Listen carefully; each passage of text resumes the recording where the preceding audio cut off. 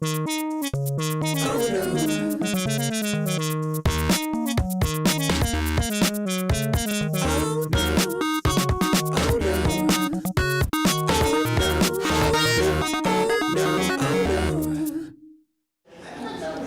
afternoon. Can you hear me? Yes. Awesome. Normally people can't hear me. I'm too soft-spoken. So thanks for hanging out with us for the entire day. My name is Tracey Welson-Rossman. I am Chief Marketing Officer at Chariot Solutions. I'm the founder of Tech Girls and co-founder of the Women in Tech Summit. So, you met Gloria earlier. We're really excited to be here in Baltimore in our experimental taking the Women in Tech Summit on the road. So thanks for being our guinea pigs over the last few hours. It's been fun and also very informative. And we're going to want your feedback. There'll be surveys coming. Please be honest. Telling us, unvarnished truths is really helpful for us. So just throw it at us, we can take it. So the other thing I just want to say is at the end of this, we're going to Brewer's Art to hang out for a little bit, get some drinks, and network a little bit more, because that's what today is all about. I should also say I've been a little distracted today because my heart is in Philadelphia, where lots of people we know are involved with a small thing of the Pope coming. So when we decided to, we knew that it was going to be this Saturday. I was like, oh great, we're getting out of town, and I was like, I'm a little disappointed I'm not there, but been following stuff on Twitter. So. This New Yorker says you're glad you're here. Yeah. Well, I mean, I live outside the city, so anyway. So today, this is our last panel, as he said, and I like to do things. The older I get, the more I like to do things where it's about as real as you can get. So there's no point in us trying to sugarcoat our experiences. Because honestly, it doesn't help anyone. So, I mean, we all have good experiences, we also don't have some great experiences, and we should be honest with every part of what we do in our work lives and our personal lives, because it's the only way that we're going to be able to help each other learn and improve upon what we're doing. So, the name of this panel is Women Helping Women Thrive and How to Support Women at Any Level in Your Career. I really believe in this, and I believe in this fully because I don't think I would be where I am without having the support system that I do. But I'm moderating, so I'm not talking that much today. I'd like to introduce our panelists, and after I introduce them, we're going to have each of them give 3 to 5 minutes of their bio, because there's no point in me reading it. They're going to tell it a lot better than I will, and then we'll go into some questions. And we'll see how this is. I think this is a panel that can handle questions as we're going through questions. So if you have questions, we'll see. Let's not hold them till the end, and we'll see how that works. So first, we have Congresswoman Donna Edwards. You can see I'm not caffeinated enough. So I'm excited because this is the first time that I've moderated a panel with a Congresswoman. So this is awesome for me. And plus, she's running for United States Senate in Maryland. We have Michelle Zwerneman. Thank you. I did try to practice it, and that was not working. She's at Infinite Biomedical Technologies, and she was with us earlier. And we have Katherine Garcia, who's over at the Center for Open Data Enterprise. So why don't we start with the Congresswoman and just give us a little bit about your history. Well, I'll be brief, but just on leadership, I've been in the Congress since 2008 in the House of Representatives, and I'm the first black woman to have been elected in the House of Representatives from Maryland. And I am the only woman in our House delegation currently. We're well served by Senator Barbara Mikulski, who's in the Senate. But going back many, many years, I spent my early years at Lockheed before it merged with Martin Marietta, working in the space program. I started out doing technical writing and then graduated over some time to a systems engineer with the Space Lab program, which was a laboratory that was housed in the cargo bay of the shuttle. I remember on that team, I was one of very, very few women, and I had good experiences and not so good experiences. I remember one time at a meeting, my boss, who's going to remain nameless, probably nobody can find him now, but he used to call me Stella. My name is Donna, but he used to call me Stella, and it would annoy me to no end. And he was, big guy from Texas, had migrated to Maryland. And so one day I finally just got fed up with it. And I, in the middle of a presentation and everything, I just launched into, my name is Donna, don't call me Stella. It's easy enough to remember Donna, it's only a 5-letter name. And then he felt very chagrined. And then he explained that the reason that he called me Stella is because one of his favorite horses was named Stella, and that I was one of his favorite employees. Now, on the one hand, that's really great. On the other hand, it was not. Needless to say, after that, he always called me Donna. And then I had a great experience of having some really amazing mentors who were male engineers in a very male-dominated workplace who took me under their wing and taught me things and helped me to move forward in the organization. But it wasn't easy, and I have to say, now as a member of Congress, I'm on our Science and Technology Committee overseeing, I'm the ranking Democrat on our Space Subcommittee, so I feel like I came full circle.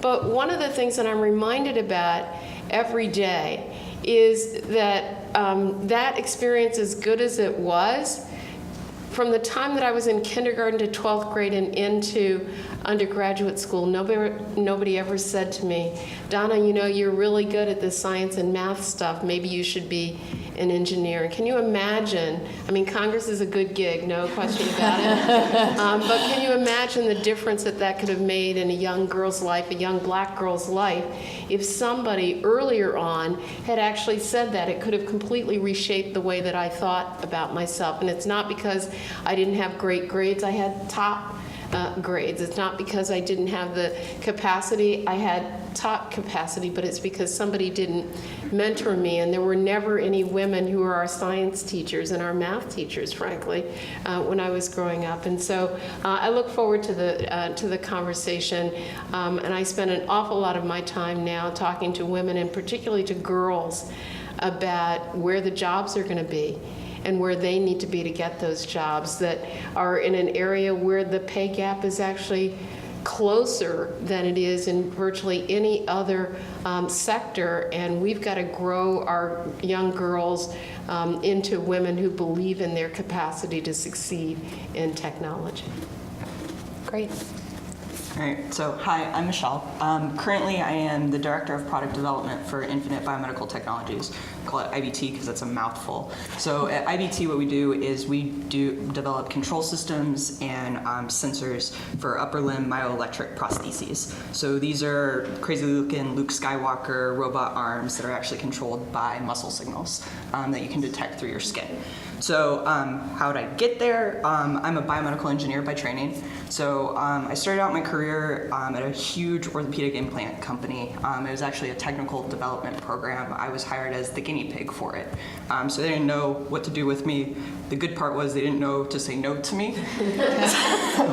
So I started out in hardcore product development as an engineer. I was working on plates and screws for your hands.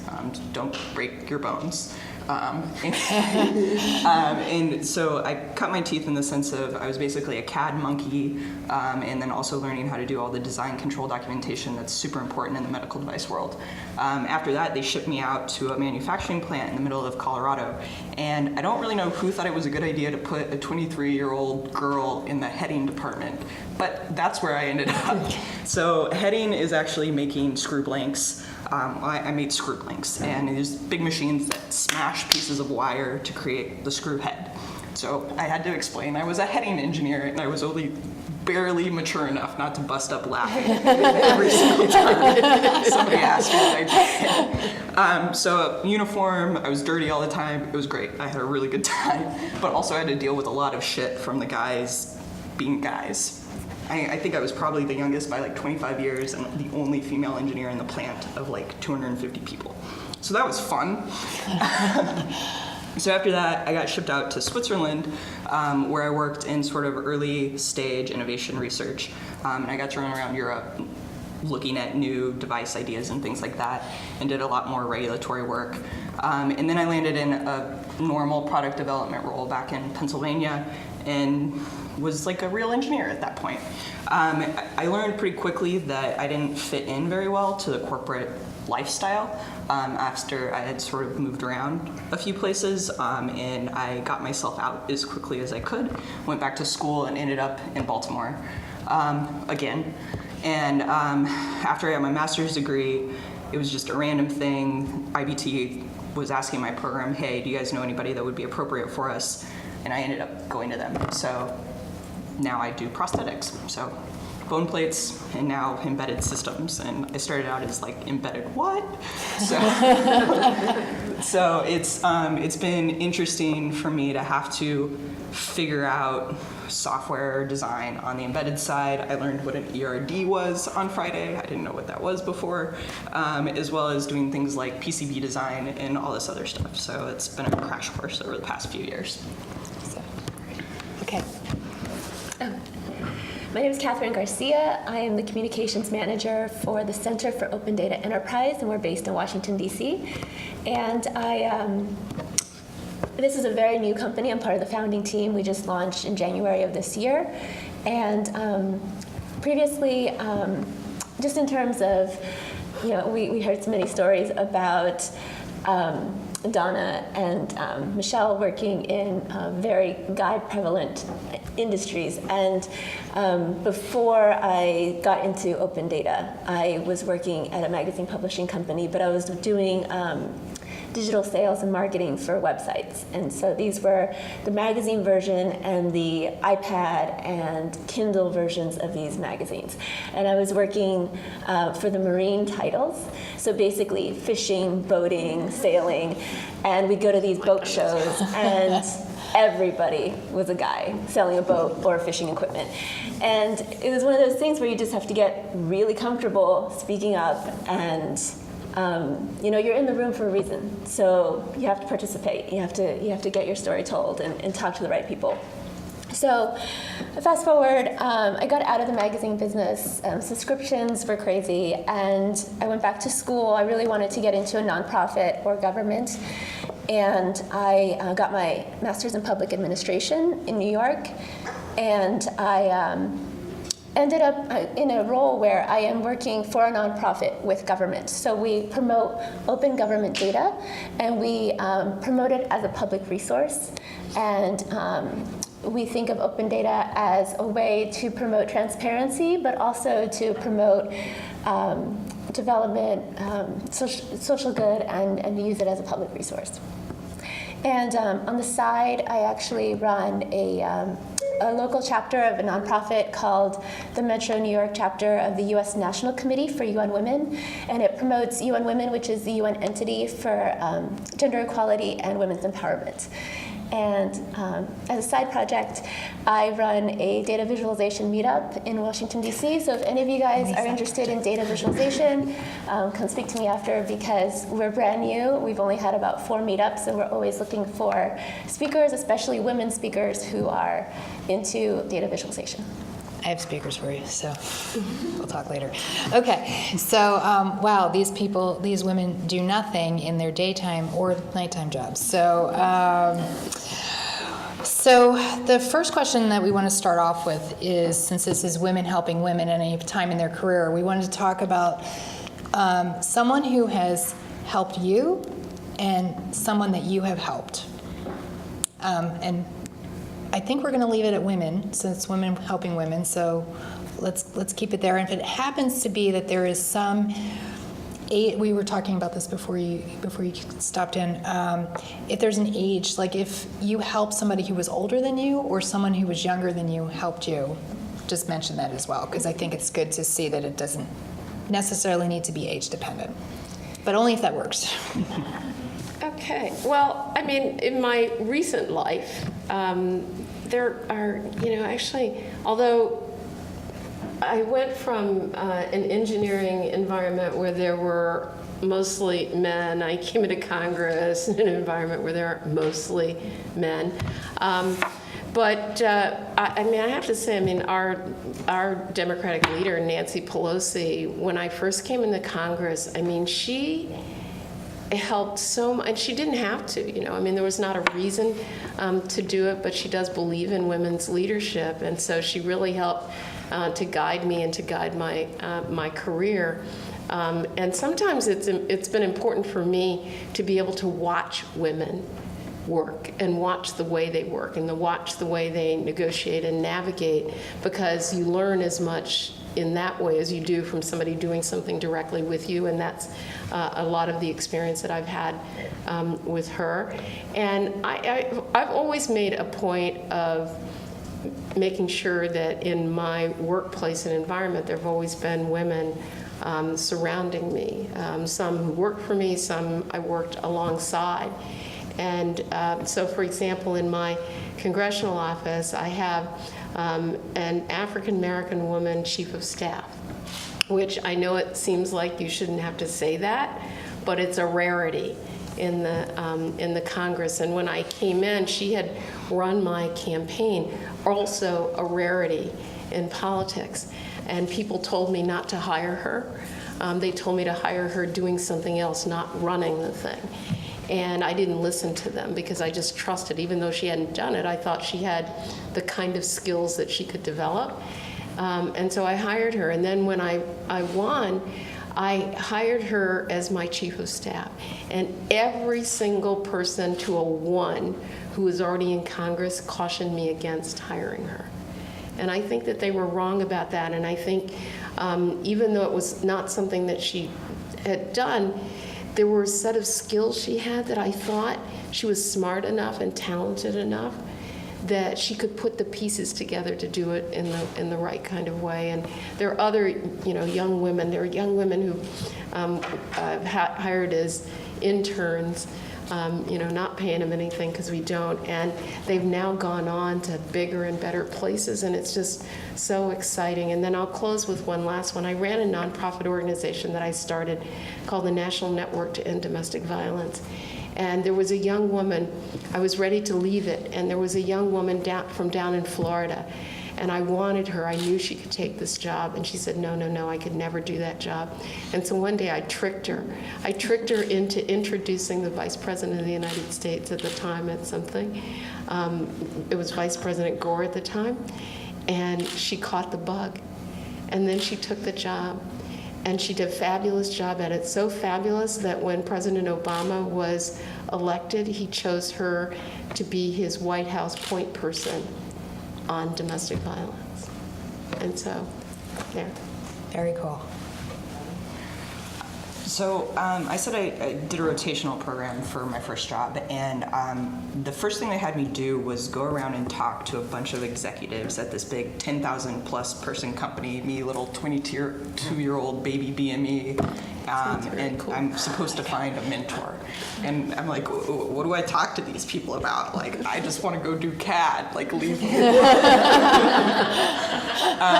And so as I'm going around and talking to the presidents of the divisions and the VPs and all this other stuff, which and my peers were weird about this too, I was lucky enough to land on a couple of women in very high places. And I didn't pick them out specifically because they were women, but they were the people that showed a particular interest in me, and I could tell they were actually going to help me get into roles and positions as I was trying to move around this company. And so there were two women in particular. One was the COO at the time, and another one was the head of one of the divisions at the company. And they made stuff happen for me. They were like, okay, Michelle, what do you think's interesting? Where do you want to go? We know this person that's the head of the department that would be an awesome person for you to work under. We'll set this rotation up. You have to go to Colorado now. See you later.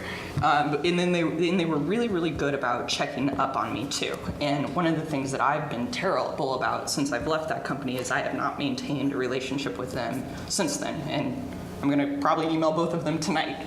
Because It's the guilt. yeah, oh yeah. It's real No, bad. it's just a reminder, that's all. Yeah, and so the only reason I had the experience that I did have in that company was because these women really did look out for me and took an interest in me developing a career and that sort of thing. And I think both of them probably saw a little bit of me themselves as I was trying to figure out what the heck I was doing at this big giant company. So those are people that helped me. And then, I mean, at IBT, I've been there for about 2 years now. I think we've had 40 interns come through over the past 2 years, all engineers, a lot of them from Johns Hopkins. I don't like to talk about the ratio, but I was pretty proud this summer that at least half of them were girls. I know Margaret saw our sort of school bus of little kids come into the office every day. And even just last week, I had one of these interns like specifically call me up and be like, hey, Michelle, I have this opportunity. Can I talk to you about it? And I was like, oh, look, I'm like helping somebody. So it was really cool. And then I just thought of, in terms of being able to help somebody that was older than me, when I was at my first job in Switzerland, so both of my parents are engineers. They're executives in the defense industry. So I've been around that vocabulary my entire life. And so I can kind of talk business speak and all that sort of thing, even though it makes me feel dirty later when I have to. And that's also helped me move around too, because like I can speak on the right kind of level if I know I have to negotiate something or whatever. And there was this one project manager that I got to be pretty good friends with. And she was maybe 10 years older than me, and she was struggling with she wanted to move into a different position. And it was kind of a step up, but was mostly a lateral move. And she just, as she's trying to talk about this, I'm like, Rosa, like, you can't just and him and ha and be like, oh, I think I'd be good at this and blah, blah, blah, blah, blah. And so I like really kind of kicked her in the butt and was like, say what you want. You know what you want. You can tell me about it. And kind of helped coach her along with the right sort of words to use so she could get into that position. So Great, it's a great example. Great. So when I was in grad school, I participated in an internship at the U.S. Mission to the United Nations, and they had this amazing opportunity where they had all of the interns do a brown bag every week with one of the leaders of the different departments within the mission. And it was this really interesting program because you were actually able to sit down with the people leading the mission, really hearing about their career path. You know, it's a small group setting. You're able to discuss how they got where they are, their different experiences, ask them direct questions, and it was a very honest, valuable experience. And now I'm able to run an internship program at my company. So I've taken that experience, and through that, when interns come, I make sure they talk to everybody that they can. You know, really connect them with the people who are leading our organization, and we work in a shared workspace. So there's 30 different organizations that are based in our shared workspace. So connecting them if they're somebody like-minded, because you never know where these interns are going to land, you know. And so I have an interesting story where when I was working in the magazine business, I had an intern, and you know, she was a great intern. We kept in touch via Facebook and LinkedIn, and then like 6 years goes by, and I'm at South by Southwest Interactive, and I realize that she's there, and she's working for this great PR company, and she's able to introduce me to people who's at the conference for meetings. And it's just like, you were my intern 5 years ago, you know, what's going on here? But I mean, and Margaret Roth led a great discussion on mobility earlier today, and so she said this, and I'll say it again, you have to pay it forward. Yeah. And that's such an important line, whether it's interns, a little bit later we'll be talking about mentors, just always pay it forward, and you just never know who you're gonna mentor next and who's gonna help you. Well, thanks for the segue, because that is our next thing. So I'm just going to throw this out as a question. So there's been a lot of talk around mentor, mentee. We've explored this a lot in our Philly version of WITS. Tell me what you think the expectations should be for a mentor and a mentee. And then I want to throw in there, we brought this up on our call, the difference between a mentor and an ally and a sponsor, because you guys have, or ladies, have really touched on all of these things, but I think painting a picture would also be good. So whoever wants to, I'm going to throw the ball up in the air, whoever wants to tap it out. Well, I'm going to be honest, this is a question I have too, because I'm now in a spot where I'm kind of a boss now, and I know I have sort of the juice to kind of help other people out. And so I've sort of been struggling a little bit with like, okay, how do I balance that? What's a reasonable expectation for them to have of me? Like I am more than willing to give my time, even though I probably shouldn't sometimes, but is it a matter of just doing connections? Is that going to be enough? For some, it's okay. I've identified a lot of younger women, especially in STEM. I mean, engineers, we're nerds. A lot of times we're very socially awkward. It's really hard to ask for help. And so I know I have to go an extra step sometimes to reach out to some of these young women and be like, hey, you okay? You need some help? And sometimes that just initial question is enough for them to be like, yes, please help me. Whereas a lot of the guys will just be like, hey, I expect you to do X, Y, and Z for me. So I guess the point I'm trying to make is I've had to sort of watch and learn from the people that I've been around, that I've been trying to kind of give the guidance to. And it's also made me realize in myself that I need to be more forward about asking for that kind of help, may it be from a mentor or even just be willing to find people that aren't going to give that level of whatever, but I have to ask for it. It's not just going to come and find me. And that's hard, is sort of an antisocial engineer type. So, yeah. So just a quick story. In my nonprofit where we volunteer for UN Women, we actually set up a mentorship program, and it was really interesting because we had to set goals, because we had to basically convince the mentors to pair up with these mentees. And so what we did was we set clear expectations. We said, you know, you're going to maybe meet with them an hour a month. You're going to try to get them to come to events. You're going to see if they have questions. And so what we did was we paired new board members who are coming into this organization with more experienced continuing board members. And it was really to advance organizational culture and promote retention. And it was really great because whereas usually these board members were only seeing each other once a month, not really talking, not really connecting afterwards, all of a sudden you forged these personal relationships, and it really like improved the dynamic between people connecting. And so just setting guidelines is really important. If somebody is hesitant about being a mentor, I think it's important to really reinforce the value of the connection. So you're always going to get something out of it, whether you're a mentee or a mentor, and definitely not overcommitting. I think some of us have kind of an issue with saying no, like no is like a bad word or something. And you know, just be honest. Like if you can't follow through, just be honest. And if you're not going to have time to mentor somebody, perhaps you know somebody who has the time and would be a good mentor. So always think about who you could connect, and I think that's really important. So these days, I am a lousy mentor. And I think it goes to the point that was being made is making sure to have the kind of time and availability that's necessary, I think, to do it in the right way. I found that I was a better mentor a little bit earlier in my life, where I had a little bit more a little bit more control and a little bit more time.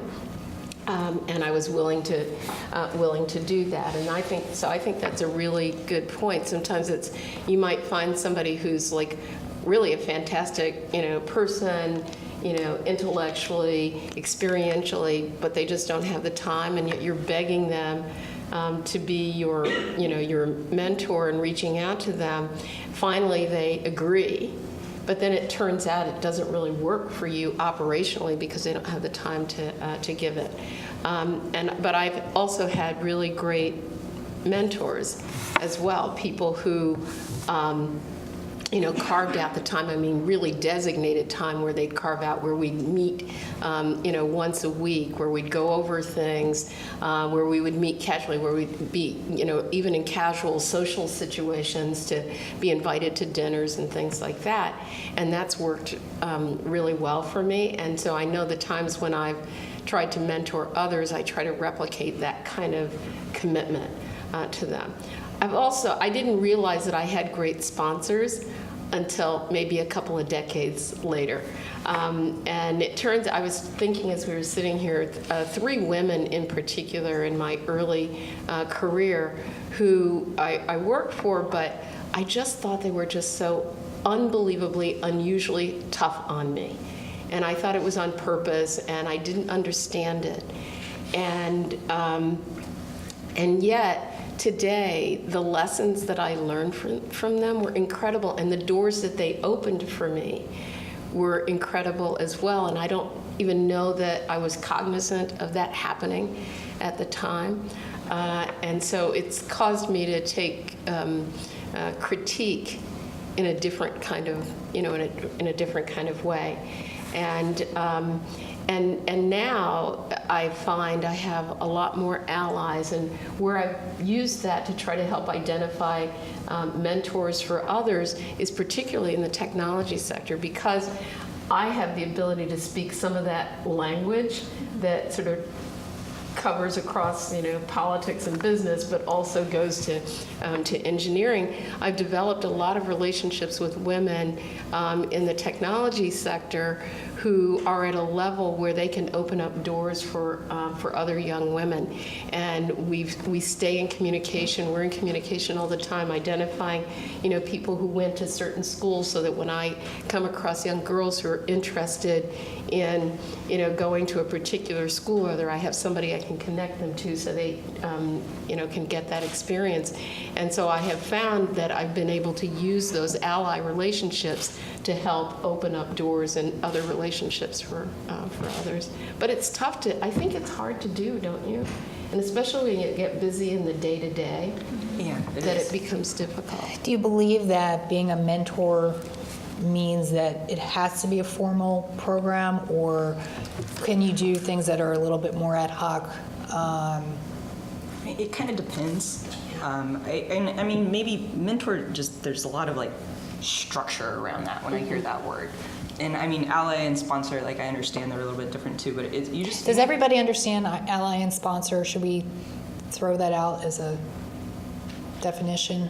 Anyone? Can you just... what's your viewpoint on that? This is my take on it. Is an ally is somebody that is probably going to help you connect some dots and might point you in the right direction and give you a leg up kind of thing, but they're not necessarily the person that's going to take a personal interest in you and sit down and really invest some time. From a sponsor standpoint, that's probably somebody that's going to promote you and talk to others about you and say, hey, this person's great, or this business is great, and that sort of thing. You might find all 3 of those things in one person, probably not. You might have to find several different people that are going to fulfill that sort of mentor role that might be necessary. But I think even beyond that, it's a support network. So I was thinking about this too. One of the things that helped me the most when I was early on in my career is I ended up actually carpooling with another fellow female engineer that we started within 3 weeks of each other. We were kind of going through the trenches all at the same time. And when I first met her, I was kind of I don't really want to hang out with work people.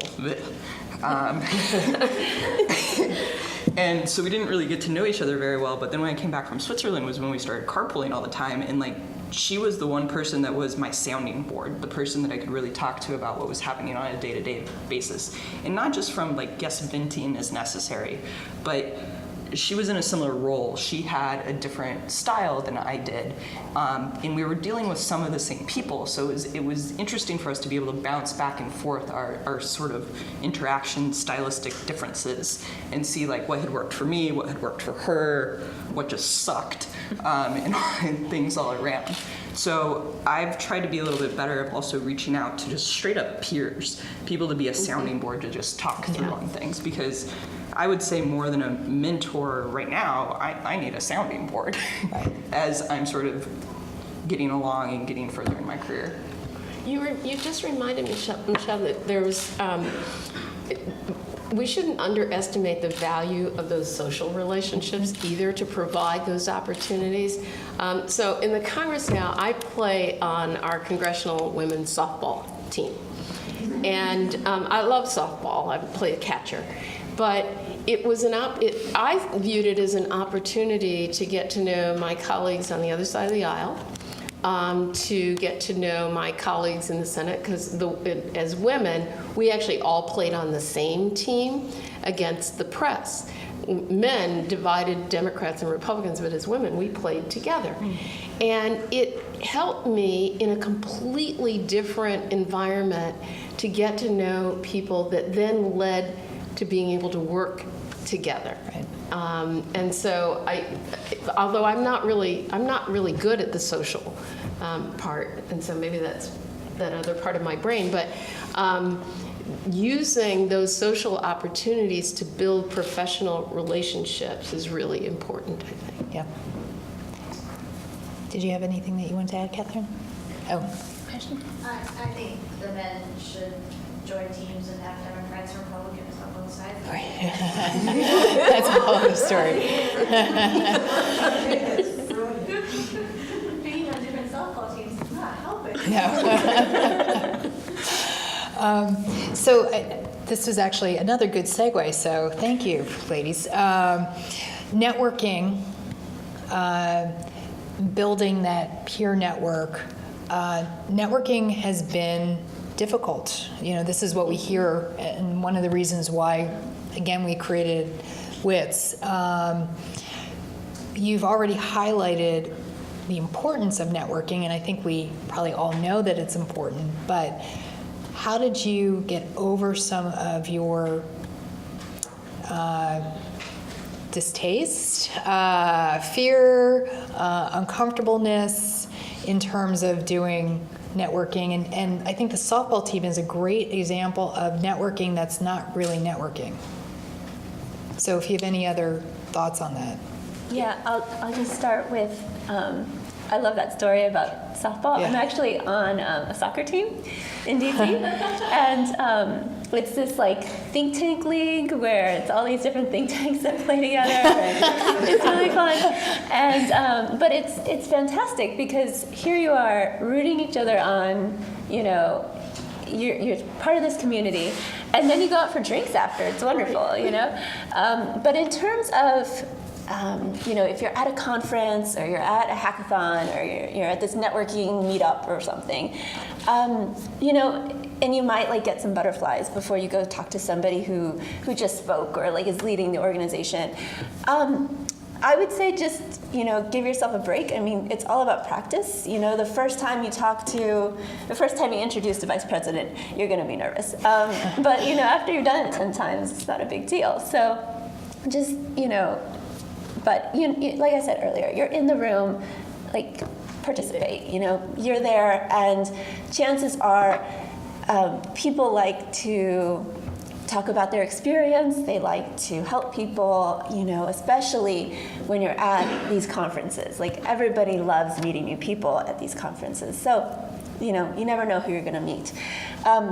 Just in terms of, like I said earlier, connecting people, just really, you know, a few months ago I came to a hackathon that was here at the University of Baltimore, and I invited everybody I knew to like come with me because I love hackathons, and I know a lot of people who love hackathons, and so, sending that out to your network, there's this TEDx meeting, or there's a conference going on, or there's a speaker or film fest, just tell everybody you know, because chances are, if it's not on their radar and they do want to go, that it's gonna help bring you together in your network. Great. So I'm going to go off topic a little bit, but we've talked a lot of women helping women. Where do men figure in this equation? And should we be ashamed of asking a man for help? And is it just a reality that and do they exist? Are there men out there that actually want to help women succeed? I think the answer to that is yes. So the first man that helped me succeed was my father, because he had 4 girls. And he always told us that we could do anything that we want, and silly us, we actually believed it. And so I do think that there are men out there who are prepared to be our allies and our sponsors and our mentors. And I shared with you earlier my experience in the workplace, apart from the Stella guy. An older engineer who was about ready to retire from NASA. He had been with NASA since its inception, and he just wanted to have somebody who he could download everything that he had learned and knew over the years. And I was the person that he wanted to do that with, and he was just incredibly gracious with his time and with his knowledge and his insight. And I grew professionally tremendously from that, and it is what led to a pretty significant promotion at his behest over a team of men, mostly men, who were mostly older and hardcore trained engineers who were not wanting to deal with this young woman at all. At the time, I think I was 26 years old. He opened that door and made it possible, and then made it known that he was on my side on this. And eventually the whole team came around when we realized that we really were a team. And then I will just say, to close the loop from the last point, one of the things that was really important was I had underestimated the value of just going out and hanging out with the guys after work, and I would just say, I don't want to be around these guys, And then he suggested to me, you should do that, try it every once in a while. And then I did, and I got to know them, and they got to know me, and it was totally okay from that. So I do think that men play a role in our success, but we shouldn't be dependent on them for our success. Good point. Yeah, they definitely exist, and I wouldn't say to bias it one way or another, but I mean, it is going to be pretty clear pretty fast if you are approaching a man for help and they're just no, or they have some issue with women. So it's yeah, it can be upsetting and that sort of thing, but sometimes you just got to let it roll off your back and be okay, well, I'm not going to ask you for help then. See you later. So that's pretty much been how I've approached it. Yeah, it sucks, especially if it's a coworker and that's somebody you have to interact with, and for some reason they just can't deal with the fact that you're a woman in the same role. Move on. Yeah, so it's just do what you can to make it work. You can't get pissed off about it, because that almost makes it worse. It doesn't almost, it does. So sometimes you just got to get the job done, which, yeah, things need to get better, but whatever. So. Yeah, I mean, I've been lucky with having several amazing male bosses, and they've really, there hasn't really been any issues, and they've really stood up for me and helped move my career forward, and I feel like I've been really lucky with that. I know that's not always the case, and I think it's just about identifying who's going to be the best mentor, and also just having a good fit in personalities. I think if you see somebody who is a great sponsor or mentor, who's really helping somebody, really giving them if it's a guy who's giving women the opportunity to talk, to really pushing them forward to do a presentation at work, I think it's good to really recognize that. Sometimes we're poor judges of our own skills and our own what the benefits that we're doing, and so I think recognizing that and promoting that is helpful. I had an experience recently where, and I'm sure all of you have heard this, and this is my let it just roll off of you thing, or push it back, where I was described as prickly and aggressive. But it was in the context of doing something that I should have been a little prickly and aggressive about. And at first I was, being kind of well, I'm not really, and defensive, I'm not really prickly and I'm not really aggressive. But you don't win doing that, because sometimes there are just, people who use that kind of language precisely because you're doing exactly the same kind of thing they would do to push to get their way in the workplace or with a project or, or something. And I think as women, we have to, sit up straight a little bit and not apologize for being aggressive. Aggressive is a good word, I think, and now I've decided I'm going to take it as a compliment. Well, we have a couple more prepared questions, but I don't want us to go too far over. Does anyone have any questions? I want to open it up. Hi, my name is Morgan Taylor. I'm a business systems analyst for our IT consulting firm. And I just started as my entry. I graduated in December. I started right out of college. And so I like to describe myself as being young, black, and restless. So when I say that I am fearlessly curious, I'm going to make sure I'm a disruptive problem solver. And that's why I joined IT. So my question is, when you're in your entry, when you're first starting your career, I've often found times that I have people either want to parent to me, they just have this natural, oh, are you okay?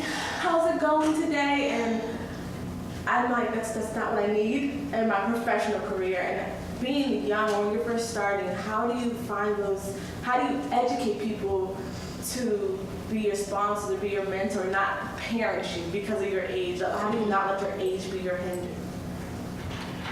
Wow. Honestly, I got older.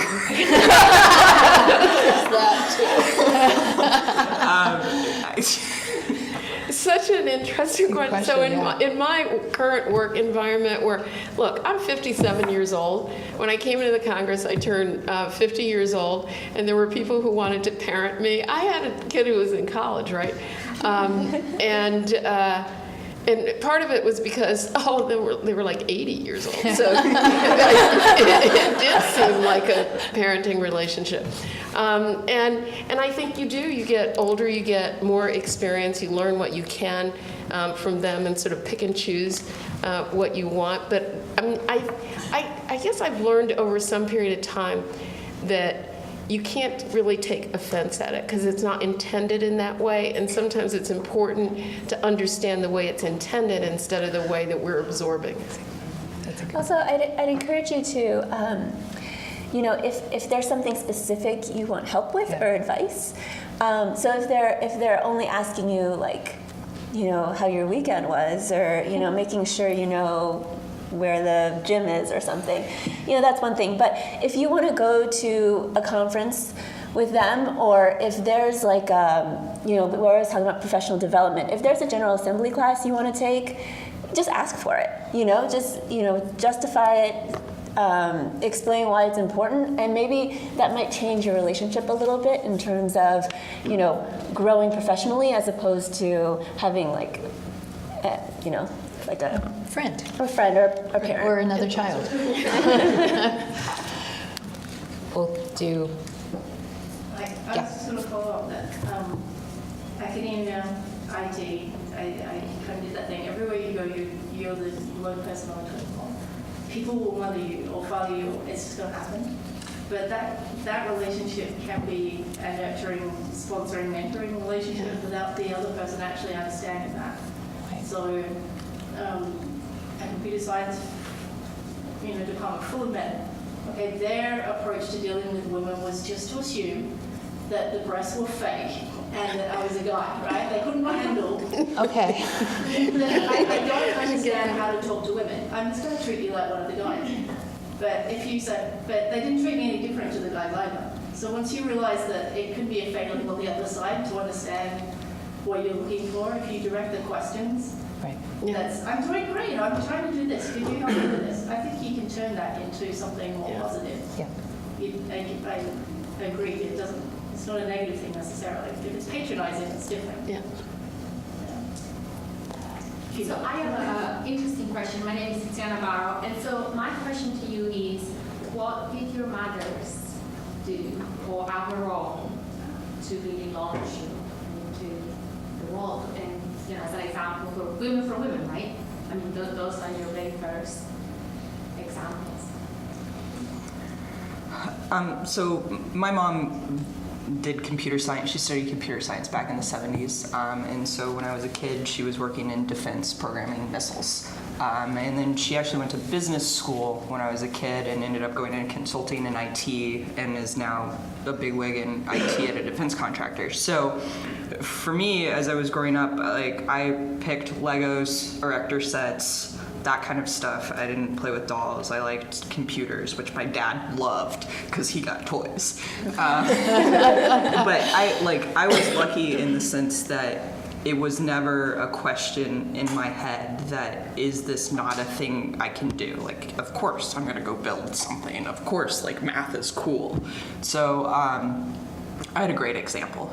And I know I was very lucky as a result of that. And I was actually thinking how you said you prickly recently. I remember I was probably like 10. My mom came home one day and she was really excited. She's like, what's up, Mom? She had just gotten a performance review, and I guess they had said she was harsh and demanding.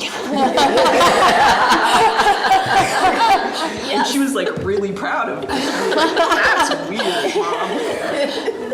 But like, this has stuck with me, like, as I've gotten older and have been in the workplace, because I see how women present themselves, and they often are interpreted as harsh and demanding, but if they weren't a woman, that wouldn't be the case. So I probably have that same badge with some of my employees right now, and I wear it proudly.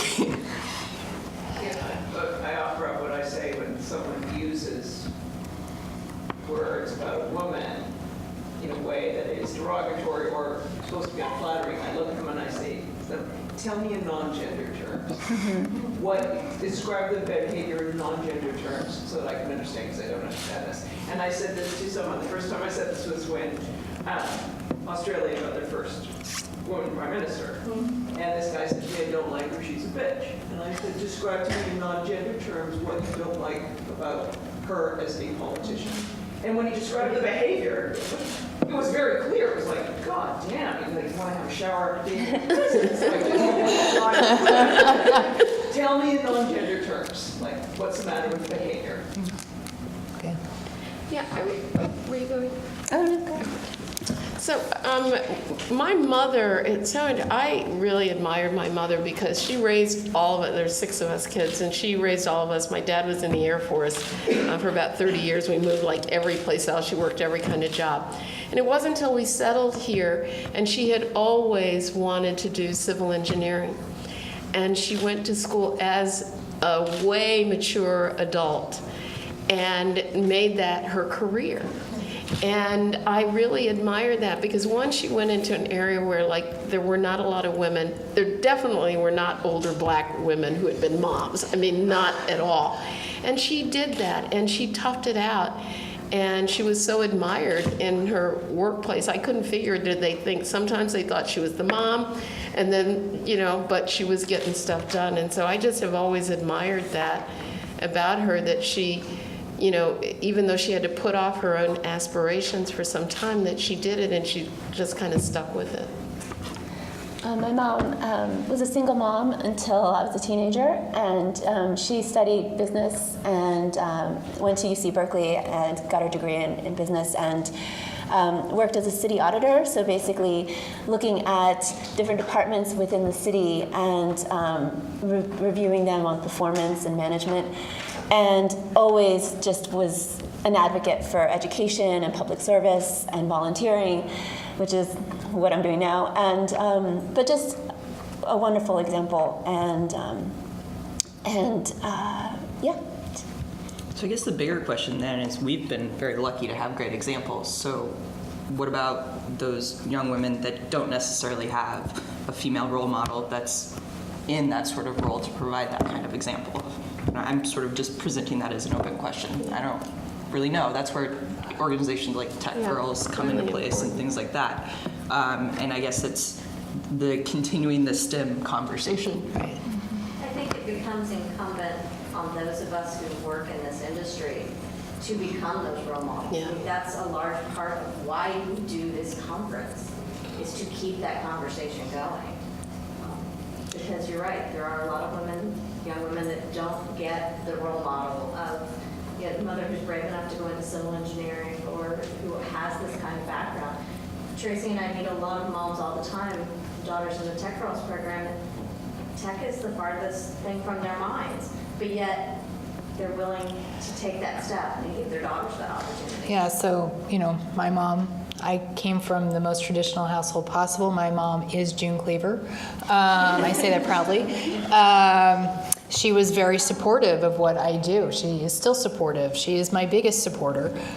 So sometimes it's not just about having the actual, Doing it. I mean, that's pretty cool what all your moms did. But to Gloria's point, and one of the things that we found with Tech Girls is that 100%, we just did a survey that we'll be releasing in about a month. 100% of the girls said that their parents were supportive of their desire to be in tech. And I think that just says that all, So it's going to come, support comes in, and role models come in many different ways. So it's just a little aside. I was recently, we had some hearing on our science committee with the folks from Johns Hopkins Applied Learning were there, and they were talking about the recent flyby mission for Jupiter. Is it Jupiter? Pluto. One of those. Yeah, one of those. But on that team, the mission itself was principally led by women, and it was the largest composition of women ever on a mission support team. And the entire hearing went by, the entire hearing. No one ever mentioned that. And then finally, at the end, because I was waiting for that to happen, and finally I mentioned it in the hearing, and applause went up. And then the Twitter started just blowing crazy. up about that. And it was just the mention of it. And yet the guys who were assembled there, representing the program and the work that was going on, but it wasn't the first thing on their mind to mention. And I think it's just really important to have women that we keep pushing, women who are out there who are the examples, because when girls see that, they go, they just go nuts. On the Curiosity rover, I was out when the rover landed. I was at Goddard Space Flight Center. And there were three young women who were the principal astrophysicists for the major instrument on there. And they were fabulous. And there were a whole bunch of girls, young girls, that were there. And when these young women were brought into the front, you could actually, I get chills thinking about it. You could see in their faces that they were thinking about themselves differently, because those young women were there talking about the work that they did. So I feel like we just got to keep pushing the women who are out there and who are doing, and just keep pushing them out front. Well, and I think one of the things that we'll say, and I'll just say this since we're almost at the end, but you're women in tech. You need to be out there. You need to be representing. If you have opportunities to go speak, go speak. Don't be afraid. Don't say, why are you picking me? You really just need to be out there, because you're going to be inspiring other people to be speaking out. And not only is it the young girls, but it's women. There's a large media company that is in Philadelphia who will remain nameless, and they're housing some really fabulous women in their tech department, and they do not come out. And I'm always yelling at them, because it's their duty. It's more important than them giving money. Yeah. It's just as important to have these women who are kick-ass to be out there speaking and representing. So go forth. Well, and don't wait for the opportunity to be asked to speak. Go find those opportunities. Oh, do you have any coming up? We do. Thank you. Thank you, Kelly. Well, there's one over at Data Visualization over here that's local. And there are meetups everywhere. We are actually currently have a call for speakers open for our DC and our Philadelphia events in March and in April. So you can't wait for someone to hand it to you. Can I You've put got a to go look for it. plug in for Yeah, go. Career Day? Absolutely. There are every single school in every single community, there are career days. Yes. And they may not call you, you may not even have children, so you won't find out. Call them and ask them to come, because they always want women. I mean, they get all kinds of other people coming in. Everybody knows someone who has kids. The number of people Yeah. have asked me to come to a career day. Yeah. I'm speaking this Wednesday Okay. at the Maryland Center for Entrepreneurship in Columbia, Maryland. Awesome. I love the talk. It's Excellent. Geek is chic. Geek is chic. Awesome. like that. Okay. So we're sort of wrapping up. Do we have any more questions? Any questions? I'll ask one more Okay.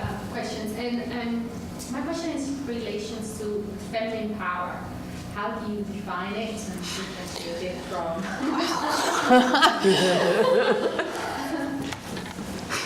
Way to end on a very simple question. You know, I keep hearing about women who don't identify themselves as a feminist, and I proudly do. And, you know, I don't know if you guys saw, but Lena, just spoke to Hillary Clinton, and Hillary said, I don't know how you don't say that you're a feminist. Like, how is this the negative connotation? I love the word feminist. There's a guy who, his name is Don McPherson. He's a former NFL player. He's a huge advocate for women. And he has this awesome shirt where he's doing like the Superman pose, and he's like pulling his shirt open, and underneath it says, this is what a feminist looks like. And I just think it's really about pushing women forward and really being proud of being a woman. So I work with 50 men in a 58-person company. So, and it actually might be higher. So I think as much as they've given to me in terms of my growth as a professional, I've given back to them as well, because I think that there's some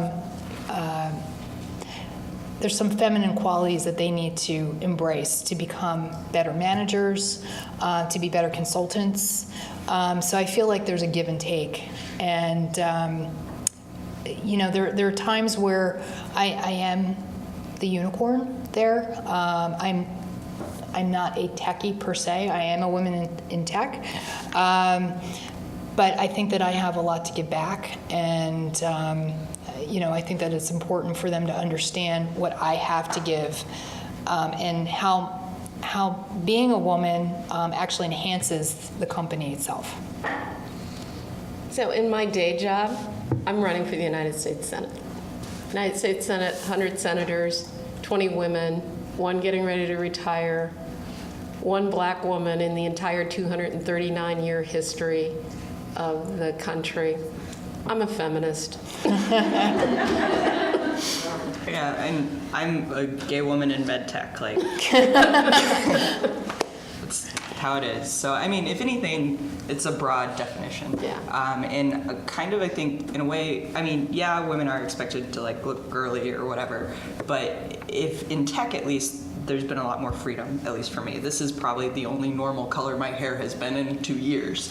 So I know I have opportunities to kind of be a little bit more of myself in a tech atmosphere that I wouldn't necessarily be able to do in business or something like that. So I think it gives a broader definition of that term.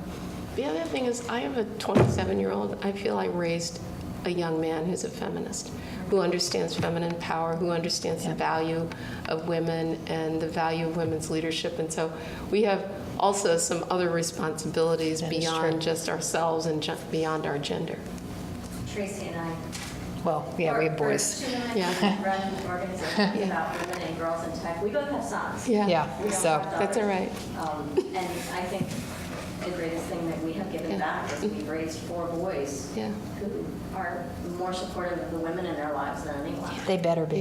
Yeah. Yeah. They know who to answer to. So, can we take, are you guys okay with one more question? One more question?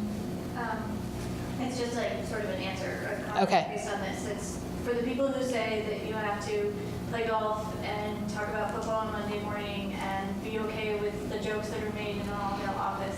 That's not the answer. That's not diversity. That's not solving this problem, and that's not feminine power. That's giving in to the way things are now, and that's not the solution. Okay. So, just in wrap up, thank you so much. First of all, thanks to our panelists. Yay. Thank you.